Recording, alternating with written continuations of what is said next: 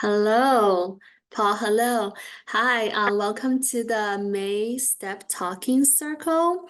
Thank you all. Thank you both for joining. Yeah, I know it's right after the APR. You guys must be exhausted, from the APR. So I'm so glad that you can make it here with us today.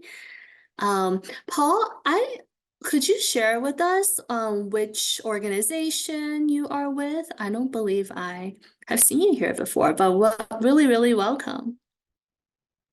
Yeah, hello, Tamai. I am Paul McDonough. I work with Mark Kraska at Chugachmute. Awesome, Step welcome. Grant has two staff. We're still hiring the manager, so I'm gonna just pop in until we get her placed, and then I'll be able to give her a brief on what's been going on. That's great to hear. Well, it's my pleasure to meet you. Welcome to our talking circle today. And um, hello, Gina. This is the Step Talking Circle. It was good to see you yesterday. I just want to make sure that you're aware of that as well. But Yes, I'm gonna just sit in for Dr. Meyer because she's at an appointment, and when she gets back, she'll probably join you guys. sorry, who'd you say you were sitting in for? Dr. Meyer, Coeur d'Alene Tribe. Oh, yeah, okay. I believe that the Coeur d'Alene tribe it has an ARP Air grant. So we have a sub-award with Nez Perce. Oh, that is correct. Okay. Yeah, That is correct. My bad. So glad that's okay. that you can join us today. Thank you. Awesome. So, again, thank you all and thank you for introducing yourselves. It's a pleasure to meet all of you guys and to see, Mark again as well. I'm gonna go ahead and play our disclaimer before we dive right in. Oh. I will state the disclaimer. This presentation was produced under U.S. Department of Education contract number GS00F115CA with Synergy Enterprises, Inc. The views expressed herein do not necessarily represent the positions or policies of the U.S. Department of Education. No official endorsement by the U.S. Department of Education of any product, commodity, service, or enterprise mentioned herein is intended or should be inferred. Welcome, everyone. So now that we are disclaimed, I'm your presenter today. I am your primary TA coach. I'm Inson. And we have on here with us Dr. Linda Brake. Hi, welcome everybody. I want to thank you for taking your time out of your busy days and schedules to join us. I am going to hop off a little early because I have another meeting at 11 o'clock. But if you have anything you ever want any clarification or questions on, feel free to email me or Inchin, and I will be available in the chat today, or you can just come off the camera and ask anything, and I'm here for you. So thanks for joining us, and I hope you find it beneficial of your time. Thank you. So on our agenda today, we're going to begin with just a couple of reminders and announcements. This is our first Talking Circle post APR. Congratulations, everyone, for completing the APR. And then we're actually going to dive into a topic that is actually part of the STEP NIA, which is identifying Native students. I know that Nez Perce actually has this addressed directly in the proposal, as well as another grantee. But even if this is not something that was addressed in your proposal, since all of you are having these reciprocal capacity building activities with your SCAs and LEAs, this is an area where all of you could stand to make a really big impact. So we're going to, explore that a little bit. And then we're going to take a look at the APR process that you guys just went to, think about what can be improved for next year, anything that we could help you better with in that area. And then we're going to wrap up with some upcoming events. And as your program officer said, at any point, if you have any questions, just raise your hand, type in the chat, come off of mute, or just anything you like to share, please do so as well. This is a talking circle. This is a time where we want to hear from you. We want you guys to be sharing with each other, helping out each other. There's so much, great ideas and experience you guys bring. So yeah, be prepared to do lots of sharing. And I just want to remind again of the STEP Padlet. The Padlet contains many resources and reminders. You can see dates and deadlines, the past slide decks, all the forms, contact info, and the resources that we will go over today will all be posted in there as well. And thank you, Doris, for submitting, not submitting, putting the link in the chat. And now moving on to reminders and announcements. Just a quick drawdown reminder. You should be really looking to minimize the amount of time elapsing between the drawdowns. OIE prefers quarterly drawdowns at a minimum, but even better if you can do monthly or even weekly. But at a minimum, you should be drawing down that money early. And if you are having any trouble drawing down funds, we are here to support you with that. At this time of the year, you should have expended and drawn down approximately 60 to 80% of your budgeted funds for this first year. I know this is the first year. It can be just hard to get things started. I know, some of you are still hiring, and I know it can be hard in the beginning, to get those funds drawn down, but you should be really targeting, to draw down all of your funds by the end of the first grant year. Make sure to be talking to your budget person regarding any drawdown challenges. Invite them to attend the talking circles, attend the coaching sessions, and make sure to develop any plans to overcome any low drawdown situations. Us on the TA team, we are here to support you. If you're having trouble figuring out where to spend your money, drawing down those funds, making that plan, feel free to schedule a call with us. We are here to help you. Linda is also here to help you. You can communicate with your program officer, but of course, only your project director or authorized representative can communicate directly with Linda, but anybody on your staff can come to us, the TA team. But Linda is here to support you. Make sure you're communicating any challenges and making a plan. So really, communication is key if you're having any challenges. Some of you guys in our coaching calls have mentioned difficulties with your finance office. Like if you're having trouble bringing your finance office onto the same page as you, that is something that you could actually talk to us about. Maybe we can help and bring them onto the same page as us.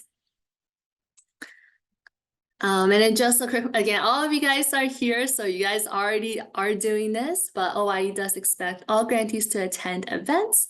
And if the project director can't make it, try to send in a representative, as Nez Perce did, which is really, really great. So try to plan for someone on the team to attend. And if you can't attend, the recordings are on the YouTube channel and under the technical assistance page as well. And welcome, welcome. So for those of you who are just coming in, we're going over some reminders now. Our next topic is focused around identifying Native students. What can we do to address the problem of the undercounting of Native students, which is a big part of the fiscal year 23 STEP NIA.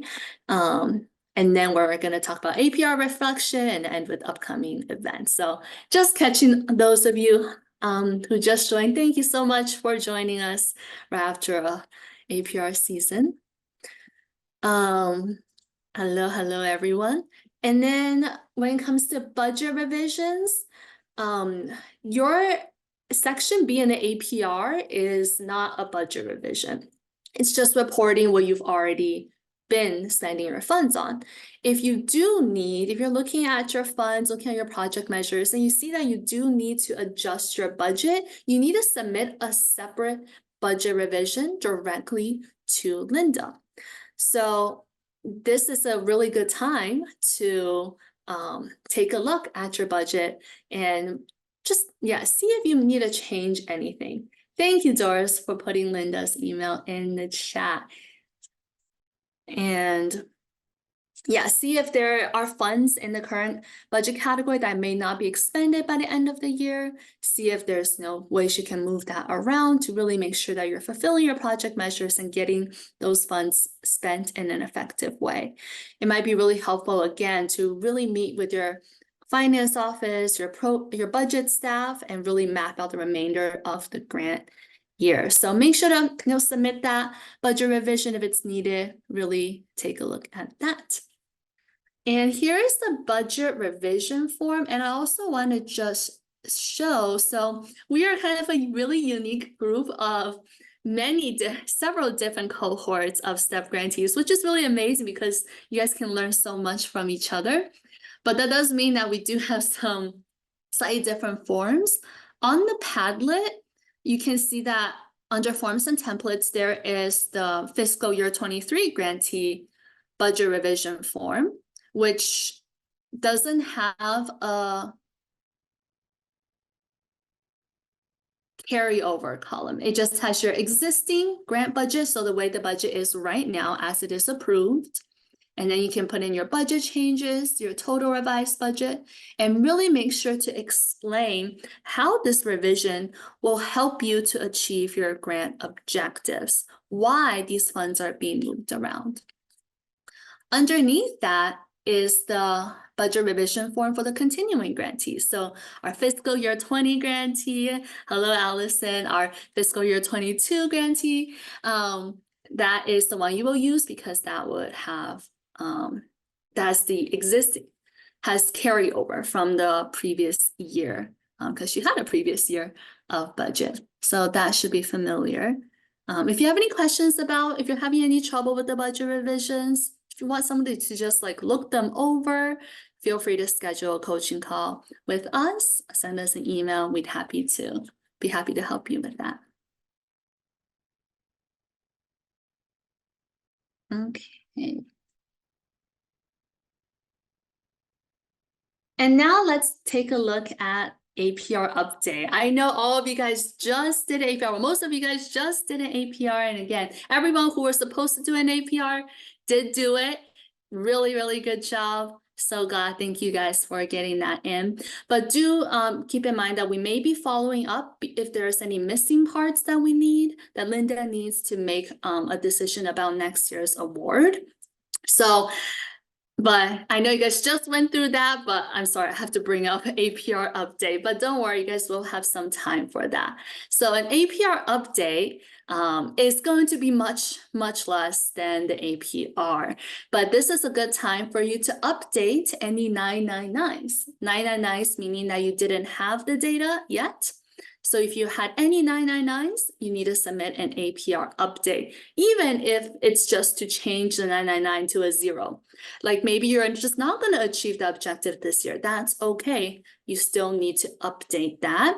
Again, some of your objectives are not meant to be achieved this year, and that is part of your proposal. And that's okay, but you do still need to submit an APR update. If you submitted an incorrect number, or maybe the number changed. Some of you guys reported, the number of capacity building activities you had so far. But then, hey, if you get another one in before the APR update, you might want to update that number. So if anything that needs to be changed, you can do that. So, but yeah, if all of your data is complete, they're all correct, there's nothing needs to be updated, then you do not need to submit an APR update. And we will be providing more information in the August talking circle. We won't have another one until August, but in that talking circle, we will be giving you more information about how to submit the APR update. But just want to make sure to get this on your calendar so that you can make this a part of your your data collection process. And just a preview for those of you who this might be your first time doing it. An APR update is just section A of your APR. So basically your GEPRA measures and your project objectives. So if you didn't report on your project objectives in your APR, you need to make sure to do that in the APR update. Or if you're just missing anything, or like one of those situations before, that's on you to submit just a completed section A for the APR update.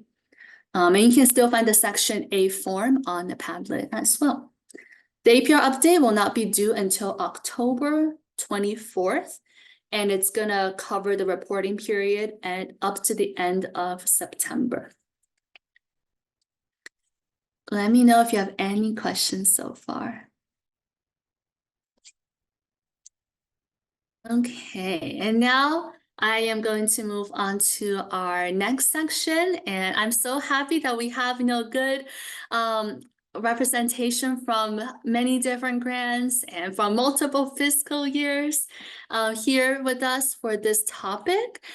So this topic is actually one of the competitive preference priorities in the fiscal year 23 STEP NIA, which is for TEAs, which I believe all of you guys are, to partner with your LEAs and SEAs to find and carry out effective and culturally responsive methods to better identify and support the identification of Indian students who may be undercounted or under-identified as being eligible for Title VI Indian Education Formula grant programs. But of course, I know many of your school districts, like many of your students, could benefit from additional programs besides the Title VI. So we're going to take a look at that as well.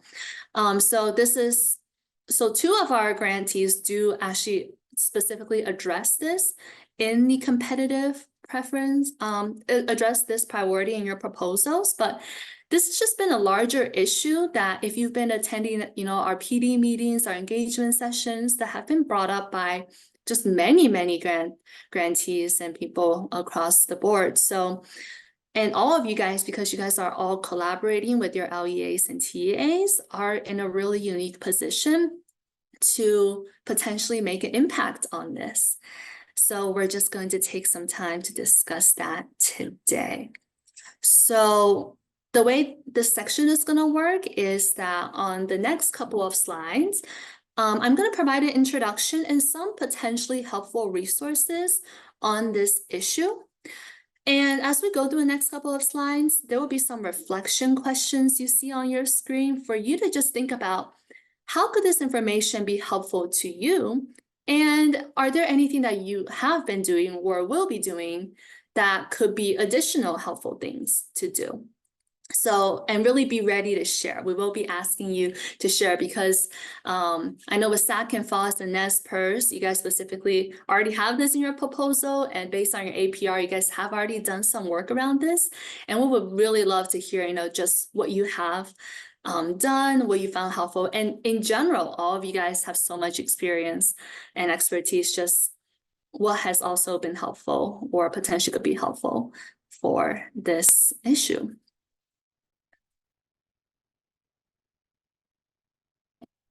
I'm really excited to get into this. So I'm going to just start with this video made by REL Northwest from a contract.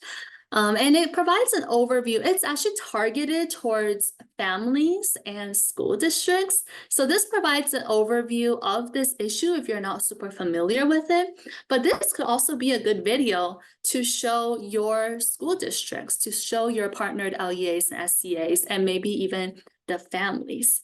It gives just a really brief overview on the importance of properly identifying Native youth, to uphold those treaty obligations, to make sure that they are getting the services that they deserve, and also to make sure that their achievement is being tracked, and just what can be done to create that school and district-wide engagement for reaching out.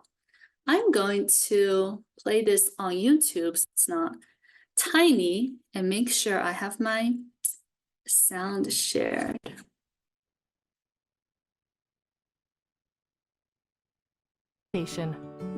For many students, this includes having access to services and supports that can help.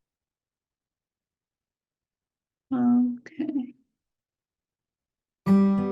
All all students deserve a high-quality Not education. hearing. For many students, this includes having access to services and supports guys that able can to help hear? them succeed in school. Okay. American Indian and Alaska Native students are eligible to receive unique educational supports from a variety of programs.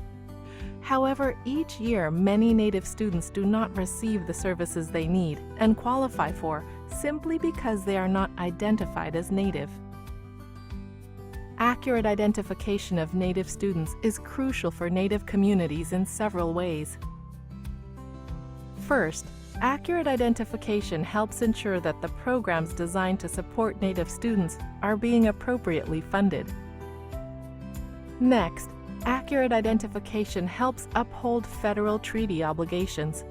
When Native students do not have access to Indian education programs, their treaty rights are violated. Finally, accurate identification is needed to help schools and communities reliably track Native student achievement.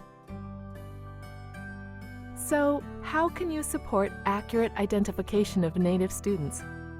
A good place to start is to be aware of some misperceptions about Native youth. Native youth identity is complex.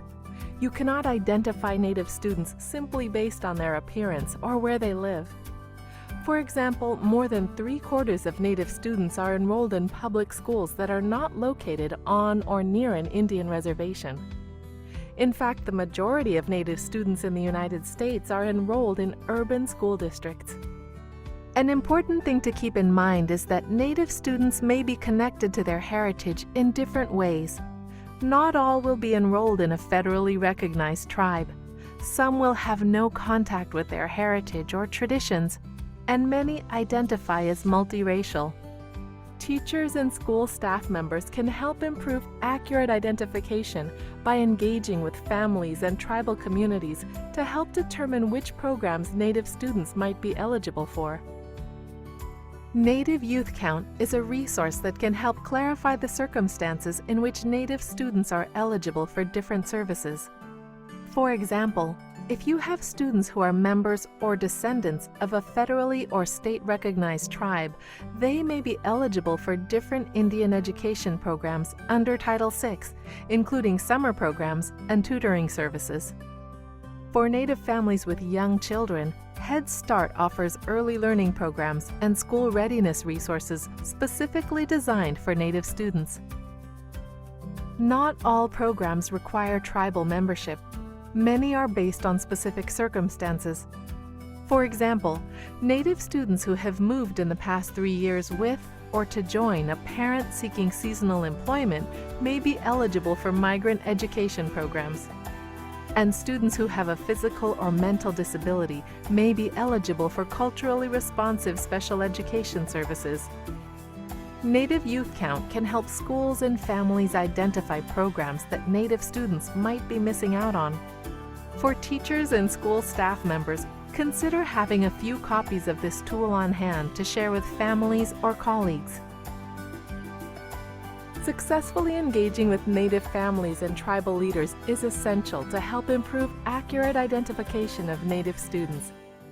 Traditionally, educators might start their engagement efforts by inviting families or tribal leaders to come to the school. Instead, think about how you can meet with Native families and tribal leaders in places or at events that are important to them, such as a community gathering or even a sports game. It can take some effort to move beyond the typical model of inviting Native families and tribal leaders into the school building, but it is an important part of respectfully engaging with Native communities. Consider creating an engagement plan for your school or district. Working toward accurate identification of Native students is an ongoing process. Here are 3 actions you can take immediately. Share what you've learned about Native student identification with your colleagues. Develop a plan for reaching out to tribal community resource centers and Native families. Review school and district policies that may inadvertently contribute to misidentification or service gaps for Native students. Together, we can ensure that all Native students get the support and services they need to thrive.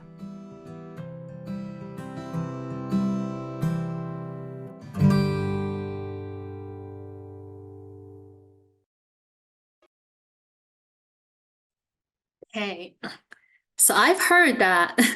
Thank you all for confirming that you guys were able to hear. I was not able to hear that, but I assure you I have watched the video, I promise.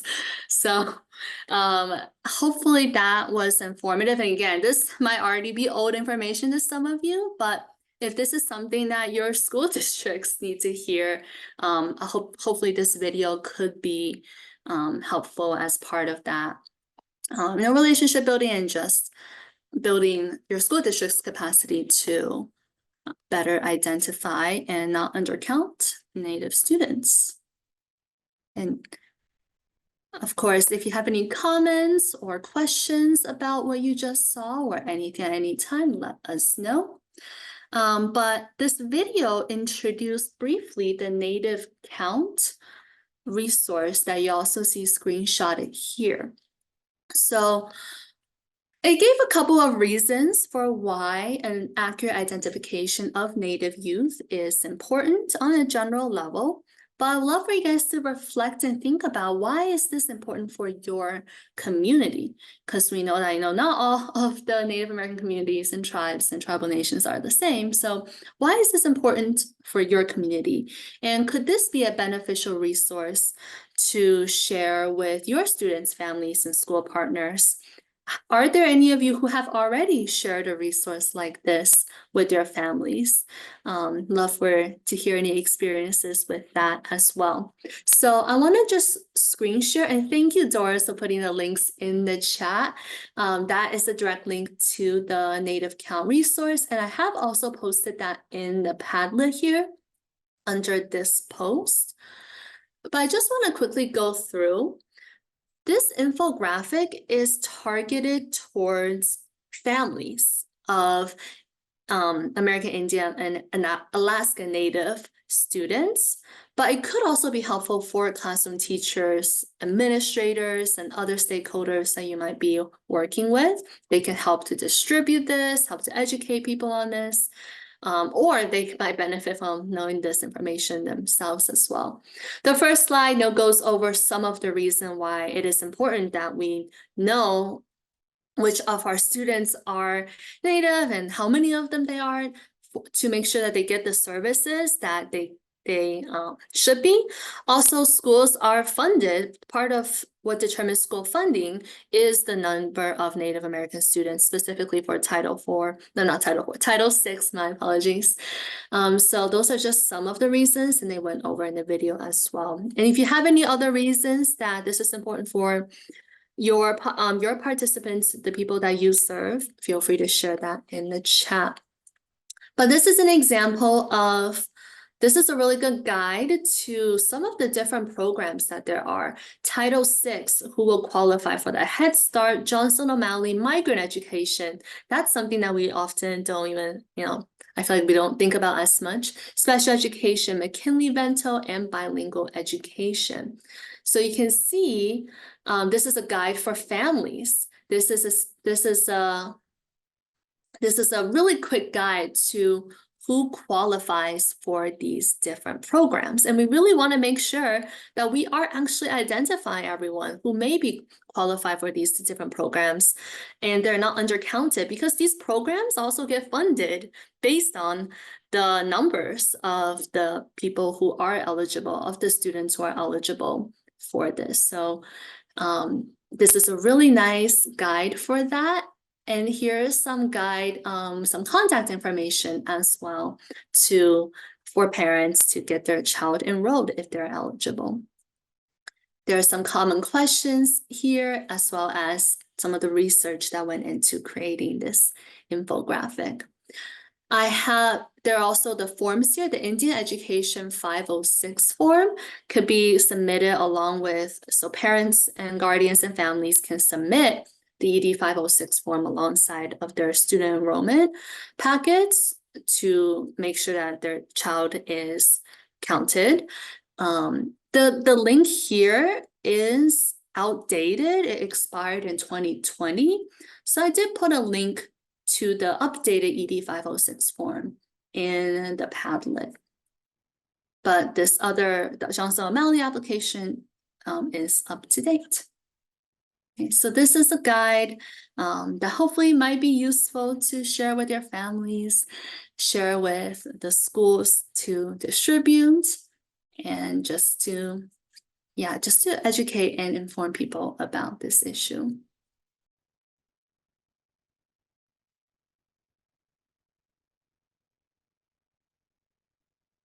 And there's a link to that in the chat. And now I just want to just briefly talk about why Native students get miscounted. Again, these are just some of the reasons.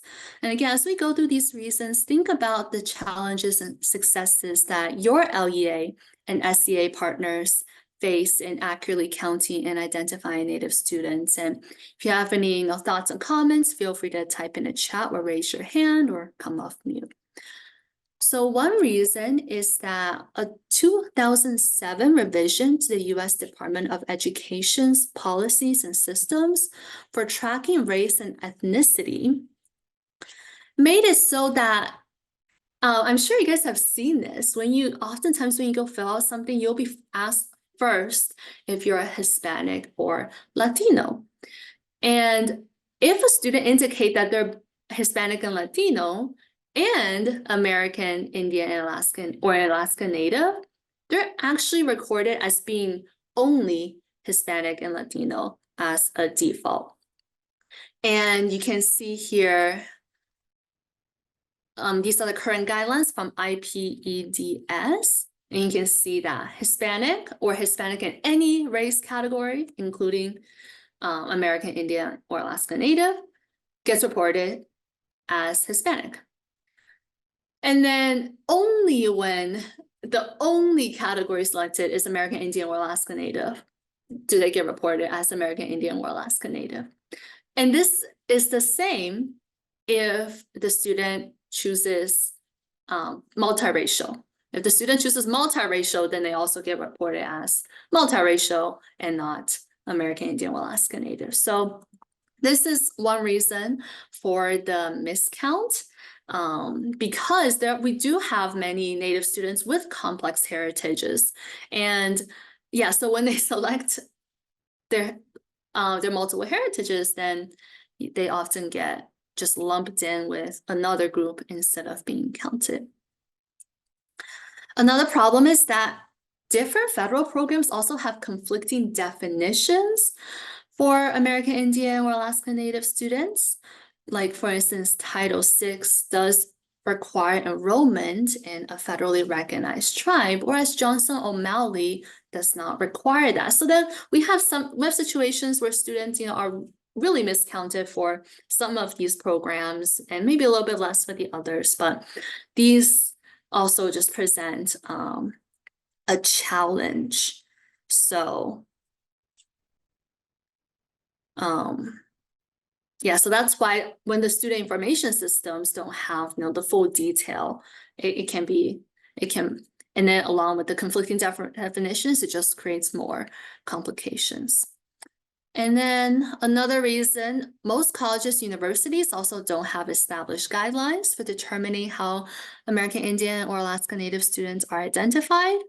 There's a mix between relying on self-identification, or many of them just do the US Department guidelines, which is to just lump anyone who has multiple heritages into another one instead of being counted as American Indian. So a lot of college universities just default to the US Department of Education guidelines, but then some of them will allow self-identification, which has even, caused certain problems with, people misidentifying themselves, for various reasons. So there's just a lot of problems and systems with this. And actually, tribal colleges and universities are required to use the strict definition of American Indian and Alaska Native students. So there's just a lot of complications with this. Yeah, so thank you for sharing, Mark. Yeah, I see that some of you guys definitely have experiences with this. So I want you to just think about, do you feel like Native students are being accurately counted in your LEA and SCA partners? Because I know there's been a lot of ongoing work around this issue. So, if you have any experiences with this, if there's other reasons why your students might be miscounted in your community, feel free to share. And we will have a section, after this section, we will have like a specific time to discussion share. But if you have any thoughts that pop up right now, you can also feel free to share. And of course, I've also spoken with some of you during coaching calls, and there's also some of the problem with where not all of your Native youth might even be enrolled with your tribe. Or with the multiple tribes that you guys are serving. So that I know is also a problem sometimes, because for Title VI, you have to be enrolled to be counted and funded and eligible. So I know that I've also heard of that as being a challenge. But here are some, that'll be all the gloom and doom. Here are some promising practices. And these practices, there are 6 of them that I will present here, come from a 2017 research brief. That was a really long time ago. Oh, that's a really good point. Yeah, what about adopted students? Yeah. And thank you, Doris, for putting that research brief in the chat. You see, I was really scouring, really looking for as updated of resources as I can, but really 2017 was the one that really had really concise, some really concise recommendations. So we're really looking forward to updating and pushing this forward.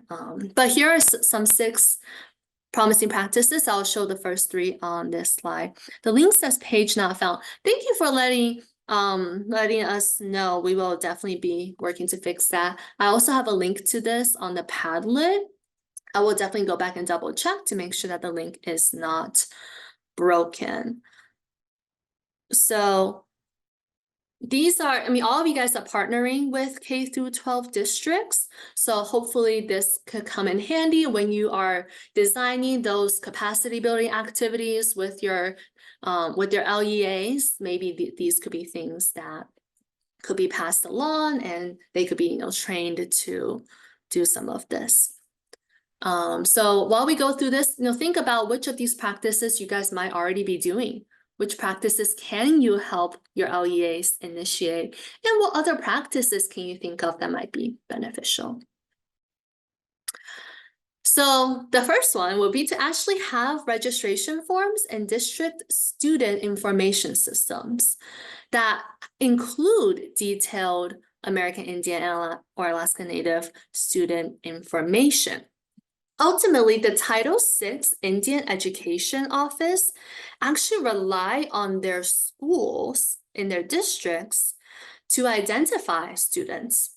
So the way it usually works is that the students' families will provide the ED 506 form that I showed earlier, along with their student enrollment paperwork.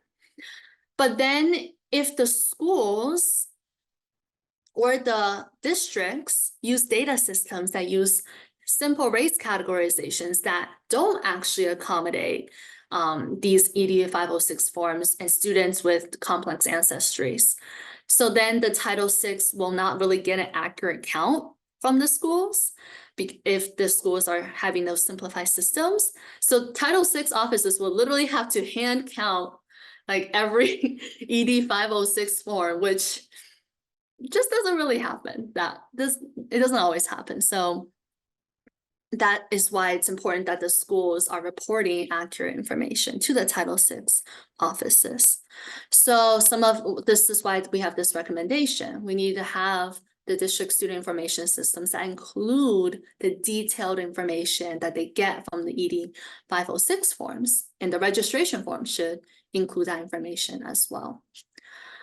There have been states that actually passed the mandate that the LEAs need to actually have specific staff to be trained on the value of ED 506 forms to actually oversee their processing and entering into the student information system. So this could be something, maybe you need to have staff who are actually trained, enrollment and admission and administration staff to be trained on that.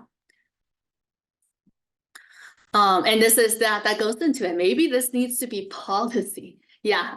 Jumping ahead a little bit, there have been states where they actually designate a policy that they designate staff to oversee the completion of ED 506 forms. And part of the responsibilities might be to provide regular updates to the school and district administrators and have that regular contact with the LEA's Title VI at Indian Education Office.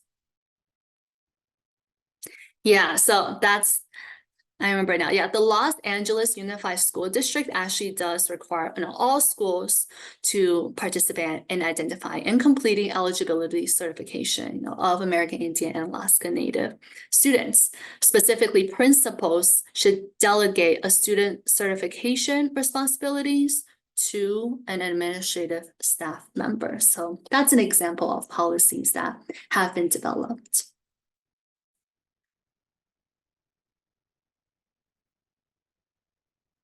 Another thing will be to actually include the ED 506 form in all student enrollment packets. When these are given out to families, make sure they actually have that ED 506 form so that the families don't have to actively go out and hunt for them, so that everybody is informed of that.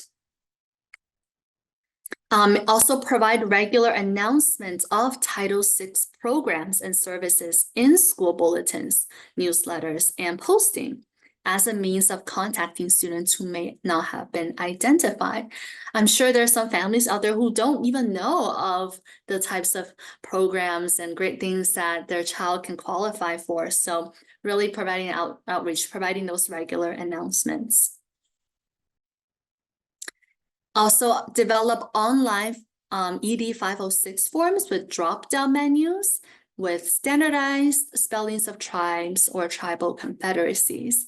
I think I remember reading in the Nez Perce APR that is something that, correct me if I'm wrong, but that's something that you guys were working on, having that option and potentially having the option. We know that there are many Native students who have connections with multiple tribes, maybe allowing even that option as well.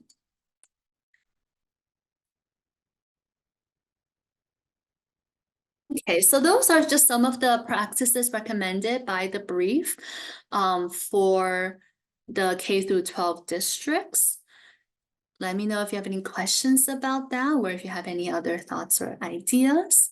Next, we have just some promising practices for SEAs, which all of you guys are also partnered with to provide those reciprocal capacity building activities. And they also come from the briefing. Again, I'm going to go through the first two on this slide. Think about which ones are already being used, which ones you can support your partners in initiating, and just additional ideas. So first one, states are really the ones, like SEAs are the ones that are really responsible for ensuring that your schools and LEAs comply with federal regulations. This is something to actually make sure that they know. These are treaty federal obligations. They have a legal, of course, there's a big moral obligation, but they also have a real legal obligation to identify students accurately and to make sure that they receive the services that they should get. So if they don't fulfill this obligation, they could get lawsuits and other things. So this is something to potentially, if they weren't aware of that. Of course, this is how you best serve the students as well, and that's the real reason. But states can actually track American Indian or Alaska Native students who are also Hispanic or Latino in like a subcategory. So even though there's that overarching guideline, they can still track them in a subcategory, and that could be used to, more accurately identify the Native students. SCA leaders can also be proactive in sharing information with LEAs about federal funding programs available for the American Indian Alaska Native students.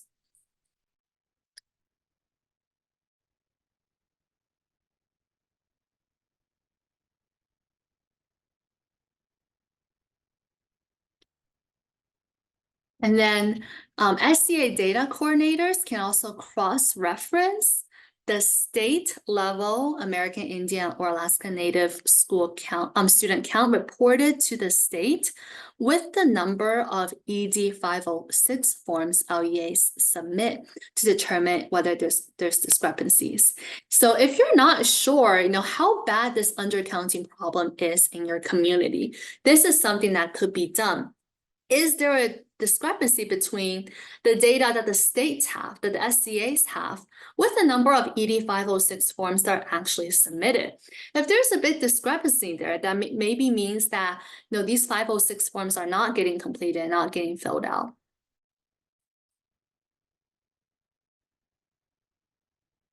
Oh, and we have a question. Would it be a good idea to have our parents complete an ED 506 form for their student when we are conducting a count of the students that we are identifying throughout the region we serve?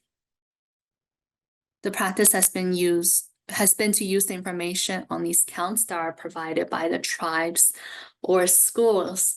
Oh, that's a really great question. And anyone can feel free to chime in on this question of your thoughts.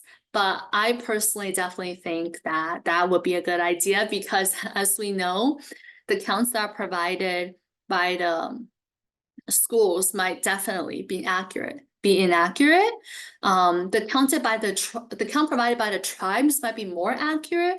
But again, I have heard that, I have heard about some problems where not all the families, like not all Native youth are actually enrolled in the tribes, when they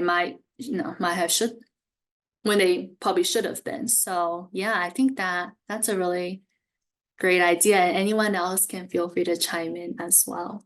Thank you. But yeah, this might be a good way to see just how bad the problem is, because we don't even know, we know that there's this undercounting problem, but this might be a good way to just see how bad the discrepancy is, so that we could better address the issue. So states can also issue policy guidelines that align the identification of American Indian or Alaska Native students with existing procedures to make sure there is a comprehensive and coordinated approach at the school and district levels. We don't want just some schools to be perfect, about this, but then other schools are not really doing it. It'll be good to have a more united and comprehensive approach.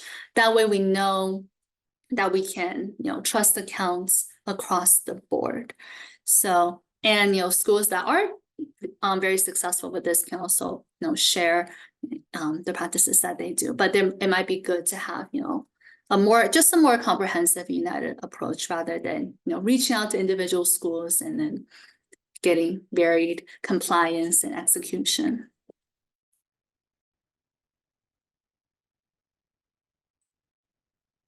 Okay, so that was a lot of me talking. Thank you all for persevering through that. Hopefully those are some helpful information. Of course, this brief was from a decently long time ago, and it aims to be a really good general resource.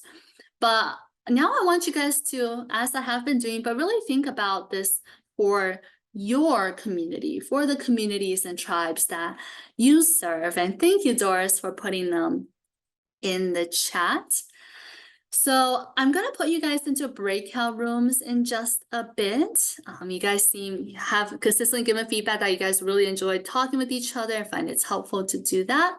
So in the breakout rooms, I want you guys to discuss just, what is the importance of this for your community? Is it important? Do you think this is important? What challenges and successes have your partner districts have had where you have had with identifying Native students accurately. And again, I know two of our organizations here, two of our TAs here actually have this in your proposal and have written a little bit about your progress on this. So, I would definitely encourage you to really share what successes and challenges have you had with this. And then which of the promising practices and resources highlighted on the previous slide and which has also been posted in the chat, do you think you can support your partnered SEAs and LEAs in implementing? Which ones do you think you can convince them to do? And what other strategies and resources might be beneficial? No, is there any other resources that we can provide? But think about for your communities. What are other ways to really get the word out there? I know it's important to, inform your partner LEAs and SEAs about this, but maybe it's also really important to get the word out to your families, to your students who might not be aware of the services that they could be receiving. So what can be done to better reach out to them?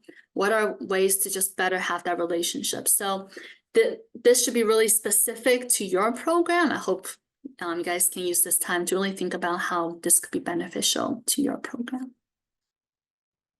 And thank you, Doris, for putting the link in the chat.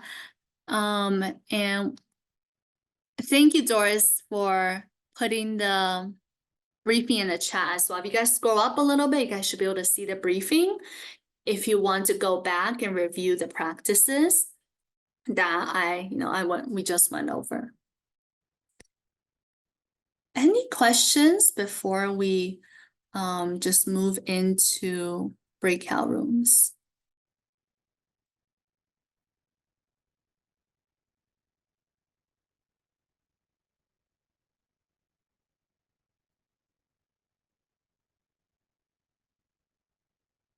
And make sure to choose somebody to share out for the group when we return. I hope to hear about some highlights from your discussion, see if there's helpful stuff that can be shared between the rooms. So make sure to choose a reporter to share out, and we will see you in a bit.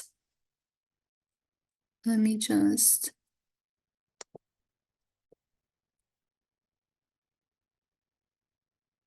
Thank you. Yeah, if you're not able to join a breakout room, you can stay in the main room.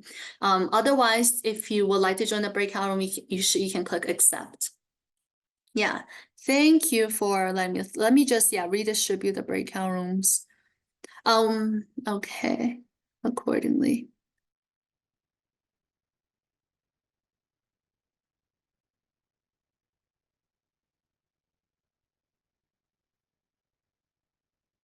Okay.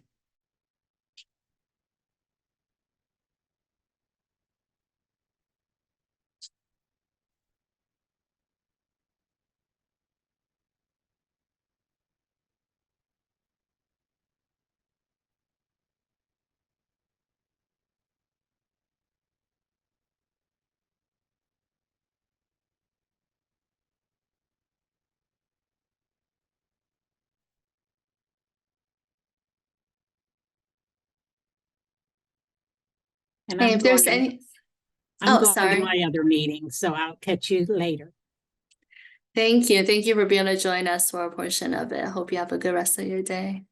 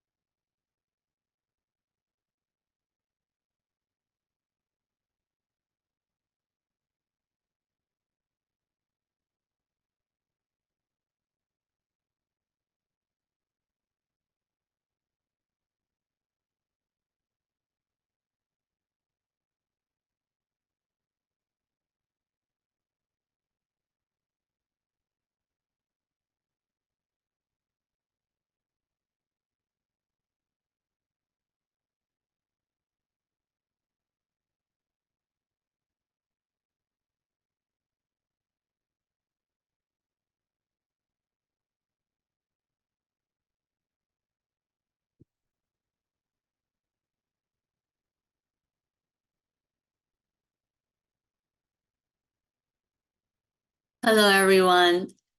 I am so sad to have to tear you guys away from some really obviously good conversations. When the timer starts to go off and nobody comes back until the end. So, but I really hope to, that each of the rooms get to hear, anything from the other room, something from the other rooms as well. And if you guys want to, I really encourage you guys, if you guys would like to continue the conversation. You guys are all part of the same grant program, and feel free to continue. Yeah, feel free to share your contact info in the chat. Feel free to share it on the Padlet. There's a place where if you want to put your contact and program information. And again, really, really sad to tear you guys away, but do hope that, the two rooms can also hear from each other as well. Well, really excited to hear and what you guys had to say. Let's start with room 1 with Chris, Mark, and Paul. And yeah, please feel free to share your contact. Oh, Chris, did you want to start us off? Sure, I think I got us sidetracked because I stepped into the meeting a little behind. But I was just sharing our story about our education pipeline and our work with the colleges and universities and work with the public school, which continues to be somewhat challenging, but we're in it for the long haul. And we're just not receiving enough federal dollars to support the education of our youth. And it's challenging to even have a voice with the public school regarding those federal funds. But I think I really like STEP a lot because of the purpose of it is for us to begin governing education, and that's what STEP does. But I think there's definitely resistance from the public school. But again, this is new for tribes to have a voice in the education of our kids. Anyway, I should say it's new for us. But please, Mark, speak up.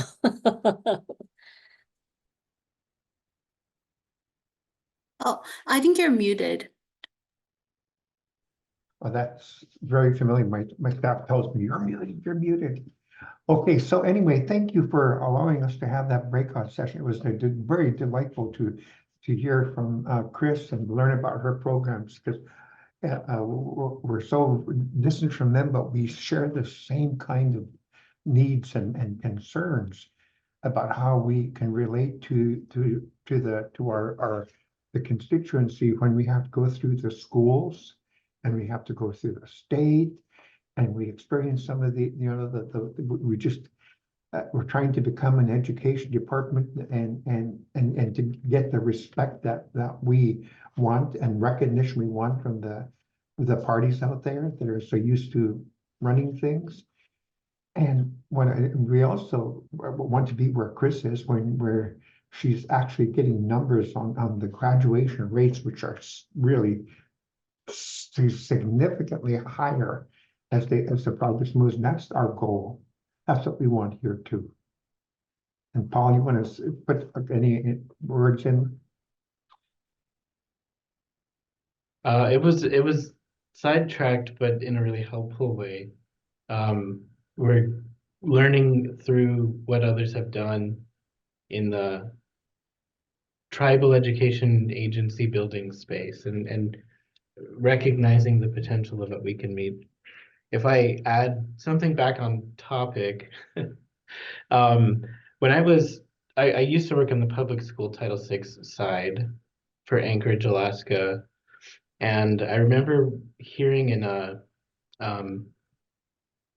advocacy group that we participated in that I think the number hits me right. It was 17% of the urban Native children are actually enrolled in a Title VI program, and the other 5 out of 6 urban Native children are not. They're just, the schools don't take the effort to recognize them and build the structure of including them.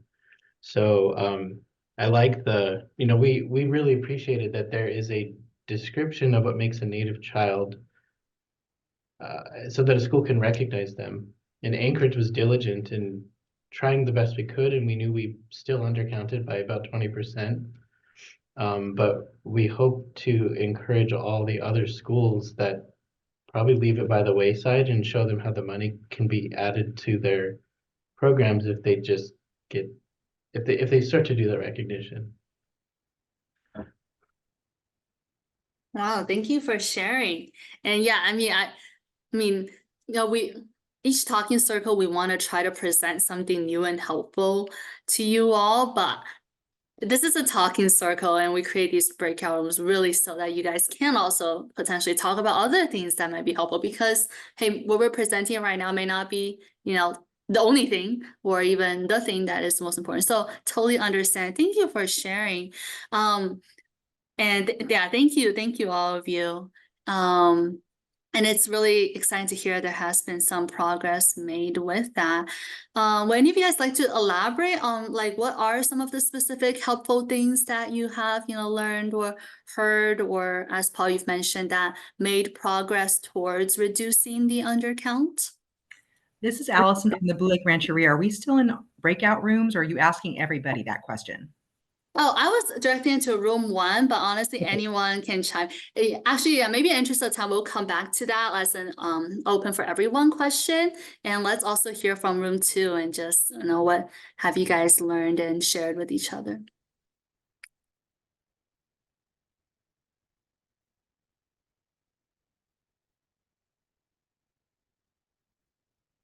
I don't know what room I was in. I just know I went to room. Oh, sorry, my apologies. Yeah, you were in room 2, so yeah, Okay. in the room with Allison. Challenges and successes when it comes to the importance of accurately identifying all that together.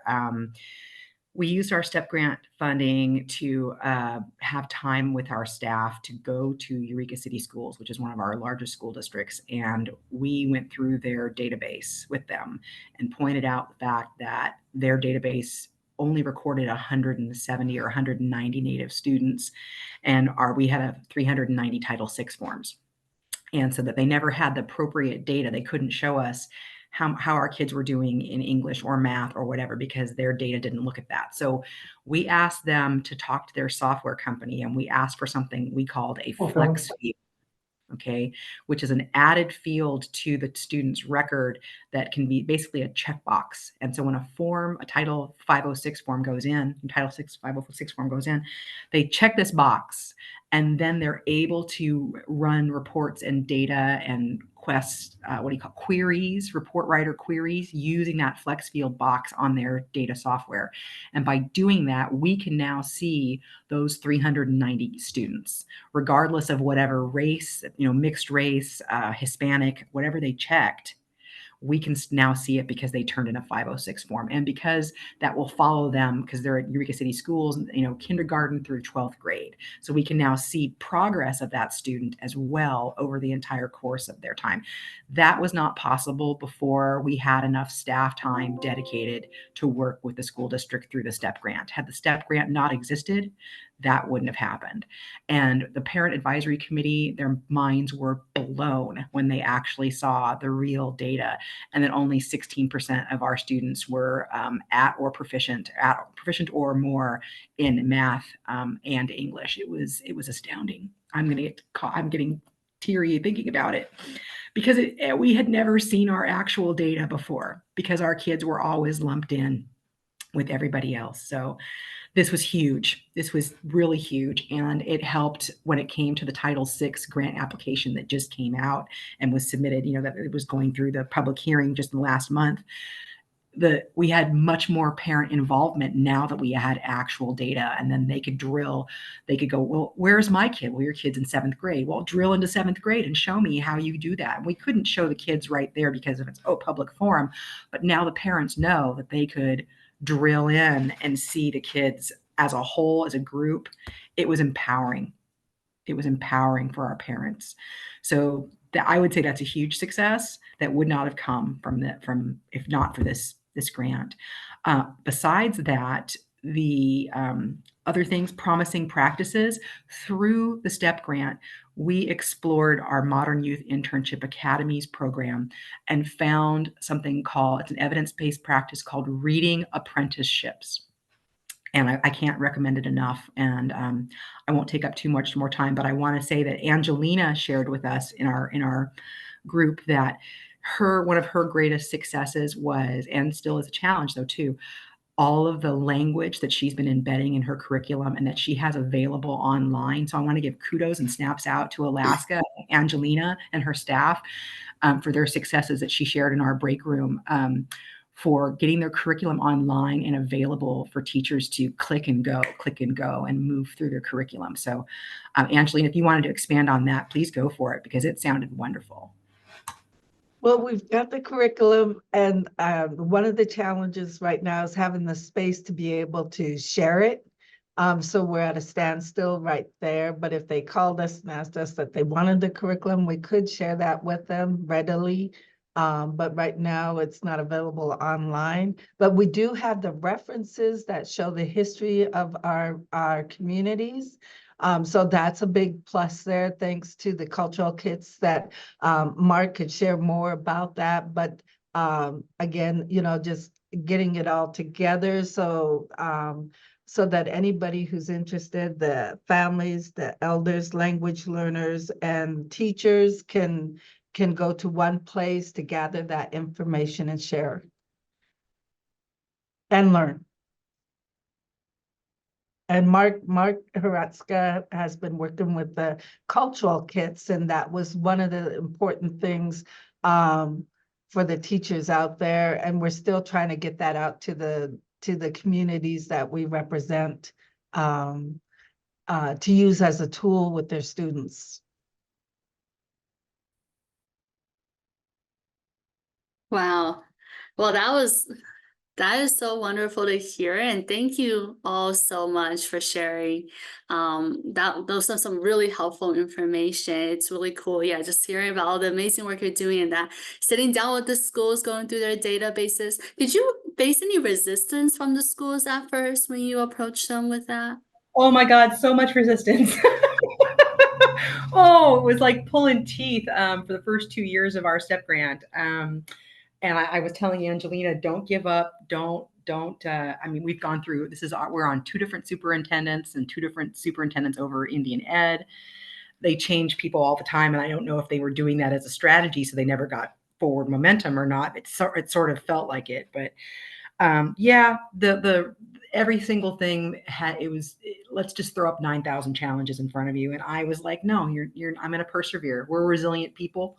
I'm going to see this through. And I really am thankful for the STEP grant, because had we not had, like I said, the funding, I wouldn't have had staff to be able to hire and devote time to this, because the school districts have all the time and money, and tribes are so small, particularly us in our small rural area. And so they could have a person dedicated to doing that. And and my staff split like 6 different ways, And if not for the STEP grant, I wouldn't have been able to bring in additional time for this one person to just devote to this. So yeah, and she spent about 20 hours a month for the last 18 months getting it done. So Wow. yeah. That's incredible. Oh, and thank you so much for sharing it. And of course, like I'm sure it's like frustrating to have to go through the school system. And like Paul said, ultimately, part of STEP is also building that capacity of the TEAs to be doing this, to be taking education back into your own hands. So just thank you everyone for just, sharing so many great perspectives and ideas. And I encourage you guys, to contact each other. But we only, in the interest of time, and again, I do want to also respect your time, but again, I do encourage you guys to work with each other as it is helpful outside of the sessions as well. And just real quick, just to wrap things up, we really this is all about the data. Data really is really helpful and important, and data is really important for us as well. So we really take your feedback really seriously. So if you could just take a moment and just vote on the end of event poll that should have popped up on whether this webinar is beneficial to you, how you might share it, and if you have any additional feedback that you want to write, if you scroll down to question 8, there is that as well. Oh, and thank you for sharing, Paul, as well. There's a law requiring public school boards to have a Native Parent Advisory Committee, and that is something that you leverage. That is really cool to hear. Thank you. And then just wrapping things up with the last couple of announcements. We have a summer series coming up on Executive Order 14112. And these are the dates to put on your calendar. We would love for all of you to attend as much as you can. These are all the dates and the times at 1 p.m. Eastern. If you would like other staff to attend, you can always forward them the invitation and or email us to add them directly to the list. We also have monthly office hours coming up from 1 to 2 p.m. Our next one is May 23rd. And then June 27th, generally the 4th Thursday of each month. The next step talking circle will not be all the way until August 22nd. But again, please, don't only use talking circles to connect with each other. I encourage you guys to do that outside of them as well. As usual, any email list updates, please email us and CC your program officer, Linda. And just so everyone is on the same page, any changes to project directors, authorized representatives really need to go to Linda. And then finally, as you guys know, this is how you can connect with us at the Calendly link.